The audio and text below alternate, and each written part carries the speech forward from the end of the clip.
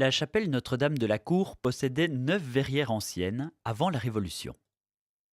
2 ont échappé à la terreur et à la fureur révolutionnaire, dont la maîtresse vitre, que nous découvrons. Elles font la fierté du patrimoine de la commune. La maîtresse vitre est signée.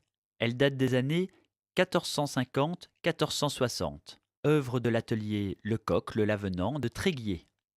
Au bas de ce vitrail, une inscription en caractères gothiques nous donne le nom de ses auteurs.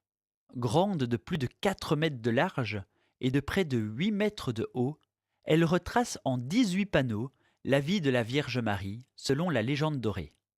Elle se lit de haut en bas et de gauche à droite. En haut, la première ligne nous parle des parents de la Vierge, Sainte Anne et Saint Joachim, ainsi que de la naissance de Marie et de sa présentation au temple. La ligne du milieu nous parle de la vie de la Vierge Marie. D'abord l'éducation, la prière, le travail, l'union avec Joseph, l'Annonciation et la Nativité. La ligne du bas est consacrée à la Vierge et à Jésus. L'adoration des rois mages commence cette ligne. Elle se poursuit avec la présentation de l'enfant Jésus au temple, la crucifixion et enfin l'ascension de Jésus et l'assomption de la Vierge Marie. Les personnages portent de riches costumes que l'on date de la fin du Moyen Âge.